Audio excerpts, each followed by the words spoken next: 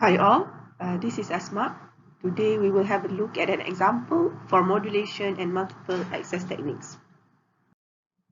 This example asks to identify the network served based on the recorded signal ARFCN by the mobile devices as shown in the figure on the left and on the right.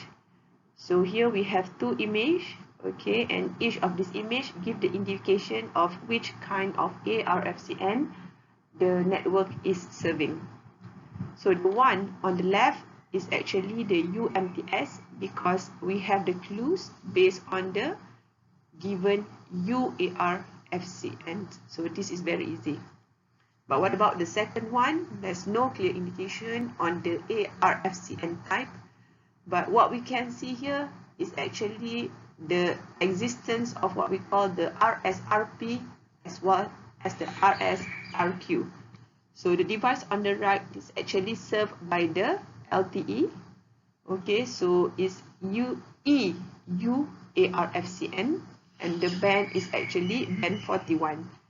Okay, and this, as I said, is given by the fact that we have RSRP and RSRQ. But this only exists in LTE technology. So unlike in GSM, where only the received signal strength indication is used for the decision, LTE uses two criteria, and this is necessary as neighboring base stations transmit on the same channel. The mobile device does receive not only the signal of the current serving cell, but also the signals of neighboring cell, which from its point of view are noise for the ongoing data transfer. So in LTE, the following criteria are used to describe the current reception conditions. RSSI, also used in GSM, is the received signal strength indication.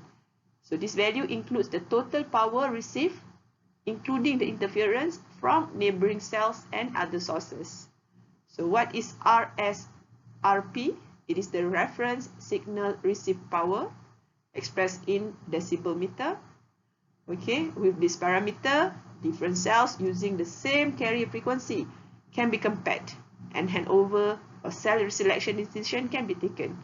For example, a strong and hence a very good RSRP value equals to, for example, -50 decibel meter on a logarithmic scale or 0.000001 milliwatt on a linear scale.